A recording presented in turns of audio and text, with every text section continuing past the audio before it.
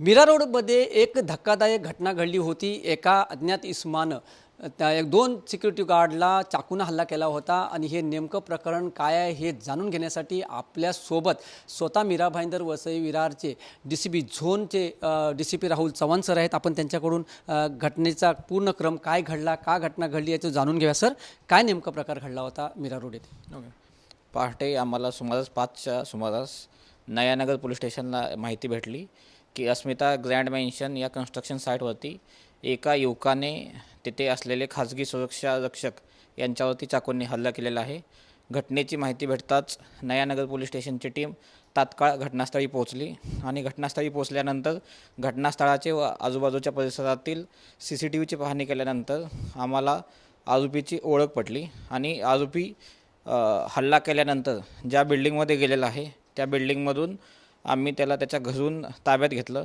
त्यानंतर ताब्यात घेतल्यानंतर प्राथमिक चौकशीमध्ये ज्या गंभीर बाबी समोर आल्या त्यानंतर आम्ही आमचे पोलीस आयुक्त निकेत कौशिक सर यांच्या मार्गदर्शनाखाली आम्ही ATSला पाचारण केलं आणि त्यानंतर गुन्हा दाखल झाल्यानंतर आम्ही त्याच्यामध्ये प्राथमिक तपास झाल्यानंतर हा गुन्हा वरिष्ठ कार्यालयाच्या आदेशानुसार आम्ही ATS महाराष्ट्र यांच्याकडे वर्ग केलेला आहे। सर, आरोपी जुबेर अन्सारी जो आहे त्याची नेमकी पार्श्वभूमी काय आहे? सर, आरोपीचं नाव आहे ते झैब अन्सारी आहे।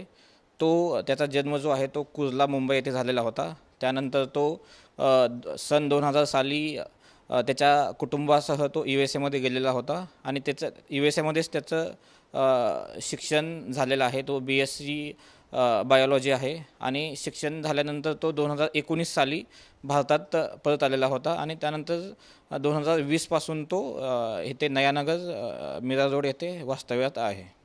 सर, 2 जण याच्यामध्ये गंभीर जखमी आहेत, त्यांच्यावरती सध्या वॉकार्ड हॉस्पिटलमध्ये उपचार सुरू आहेत। या संदर्भात तुम्हाला काही अधिक माहिती प्राप्त झाली आहे का? ओके, जे जखमी होते त्या दोघांचीही उपचारांती तब्येत आहे ती व्यवस्थित आहे। काय त्यांची नेमकी नावं आहेत आणि ते राहणारे कुठले आहेत? ओके, त्यांची नावं सुब्रतो सेन आणि राजकुमार मिश्रा हे 2 खाजगी सुरक्षा रक्षक आहेत आणि ते मीरा रोड येथीलच राहणारे आहेत। सर, या आरोपीकडून जेव्हा ही घटना घडली त्यावेळेला त्याला ताब्यात घेण्यात आलं, त्याच्याकडून काय काय साहित्य तुम्ही हस्तगत केलं तर नेमकं त्यावेळेला?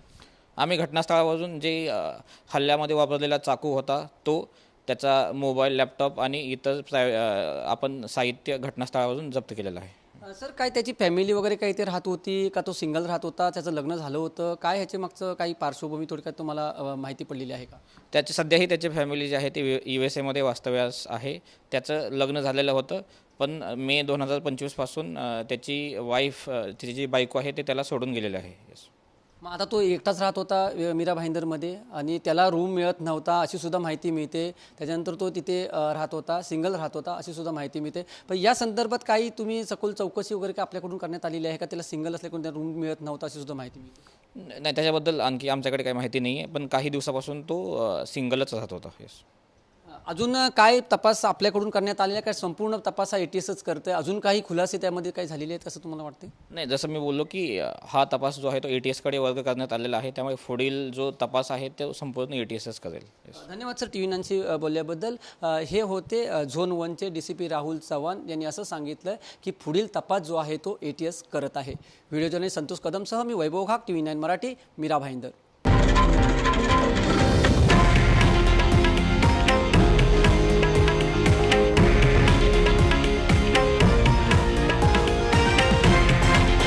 हे आहे देशातील नंबर 1 न्यूज नेटवर्क आणि आपण पाहत आहात TV 9 मराठी, एकमेव।